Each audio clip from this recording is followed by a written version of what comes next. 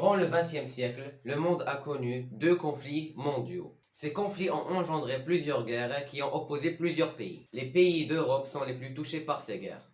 Leurs villes sont en ruine, leur économie est dévastée et leur population est très affectée. Les États-Unis sont les ultimes vainqueurs de ces guerres et occupent le siège de la première puissance mondiale.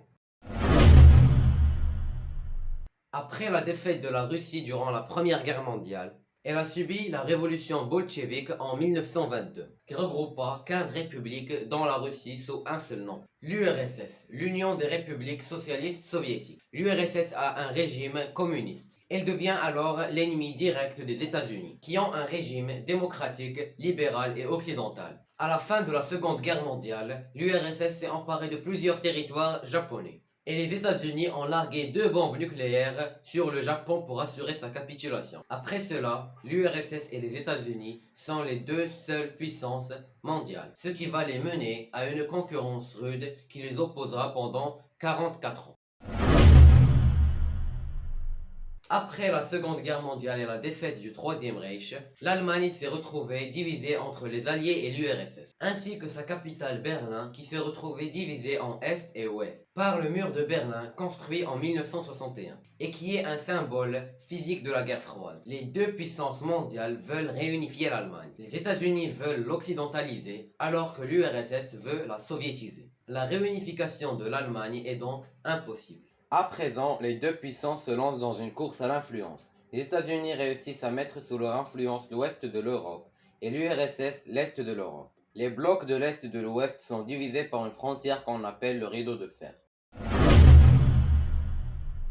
En 1949, les États-Unis ont fondé une alliance militaire qui réunit le bloc de l'Ouest et les États-Unis, et qui s'oppose à une alliance militaire créée par l'URSS, après le traité de Varsovie en 1955. Les États-Unis et l'URSS se lancent dans une course à l'armement nucléaire et technologique.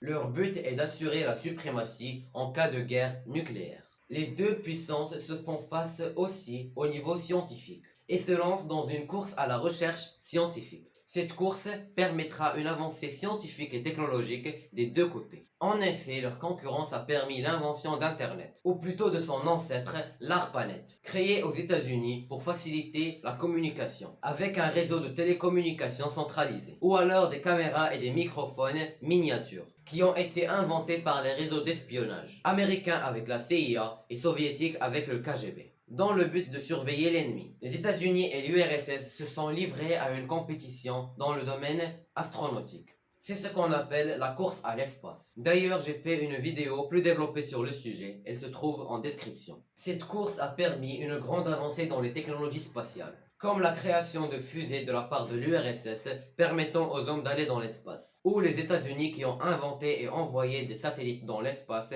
pour permettre les prévisions météo. En plein milieu de cette guerre, les États-Unis ont pour but de convaincre le peuple soviétique de se ranger de leur côté. Pour cela, ils utiliseront les médias comme la radio pour faire passer leur idéologie. Cette technique leur a coûté plus de 17 millions de dollars. L'URSS, quant à elle, a consacré plus de 3 milliards de dollars dans les activités de propagande soviétique, qui servent à idéaliser l'image du communisme et du socialisme.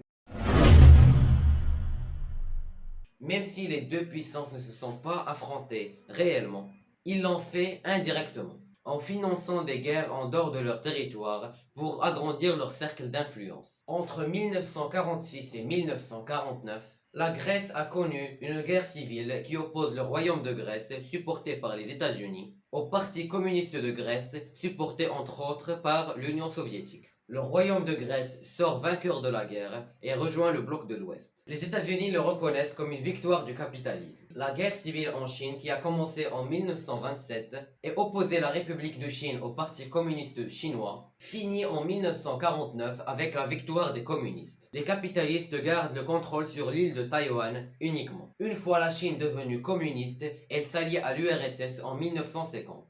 Après la fin de la Seconde Guerre mondiale, les États-Unis et l'URSS, vainqueurs de la guerre, se sont mis d'accord sur une division provisoire de la péninsule coréenne. En 1948, les deux parties de la péninsule coréenne prennent leur indépendance. Au nord, la Corée du Nord est communiste et au sud, la Corée du Sud est capitaliste. Entre 1950 et 1953, les deux Corées se sont envahies successivement. D'un côté, la Corée du Nord supportée par l'URSS et de l'autre, la Corée du Sud supportée par les États-Unis. La guerre prend fin avec la signature d'un armistice qui met en place la zone démilitarisée entre les frontières des deux pays. En Indochine française, entre 1946 et 1954, la France fait face à une organisation politique et paramilitaire vietnamienne.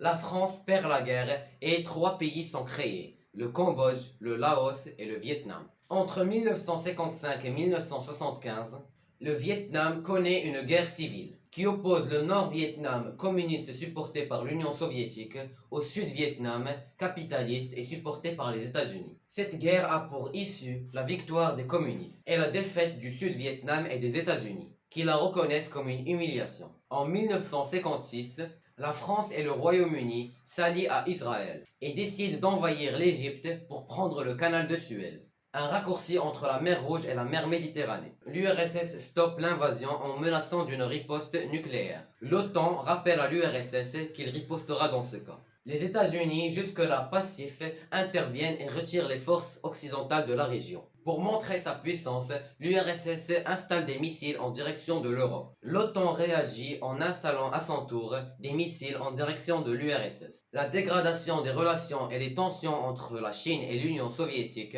mènent à la rupture sino-soviétique qui met fin à leur alliance en 1962. La Chine se consacre désormais plus au développement industriel et monétaire. Certains pays préfèrent rester neutres et de ne pas s'impliquer dans des conflits entre les deux puissances mondiales. Il crée alors une organisation internationale appelée l'Organisation des non-alignés. L'URSS supporte militairement des partis communistes de certains pays d'Afrique, dans le but d'agrandir son cercle d'influence. Les États-Unis réussissent à convertir au capitalisme tous les pays d'Amérique, à l'exception de Cuba, qui conserve son régime politique communiste. Après l'échec des États-Unis à renverser le gouvernement cubain, l'URSS ramène des troupes et des navires militaires sur l'île et y installe des missiles nucléaires en direction des États-Unis. Après des négociations, l'Union soviétique accepte de retirer ses forces de l'île, à condition que les États-Unis n'attaquent pas Cuba et retirent ses missiles de Turquie et d'Italie. Les deux puissances se mettent aussi d'accord sur la mise en place du téléphone rouge, une ligne de communication directe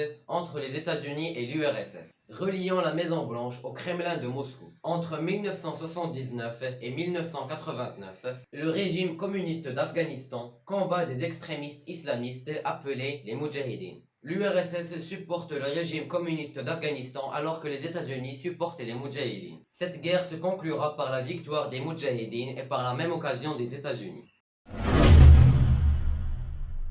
Dans les années 70, jusque dans les hautes sphères de l'Union soviétique, on commence à se douter de l'avènement du futur parti communiste. Ajoutez à cela, les fondements idéologiques de l'Union soviétique commencent à s'effondrer selon certains historiens. C'est ce qu'on appelle la crise du socialisme réel, à laquelle on peut ajouter une crise économique qui poussera l'URSS à arrêter de financer les partis communistes d'Afrique et d'Afghanistan. Le 26 avril 1986, au nord de l'Ukraine, territoire soviétique, une centrale nucléaire dans la ville de Tchernobyl explose et fait des milliers de morts et contamine les trois quarts de l'Europe. L'URSS est très affectée. Mikhaïl Gorbatchev est élu à la tête du parti soviétique en 1985. Il essaiera de réorganiser le pays et d'empêcher ces crises politiques, économiques et sociales, mais sans succès. Les pays sous influence soviétique et faisant partie du bloc de l'Est se révoltent et veulent se débarrasser de l'influence soviétique sur leur territoire. En conséquence, le mur de Berlin, qui marque la différence entre le communisme et le capitalisme, est détruit le 9 novembre 1989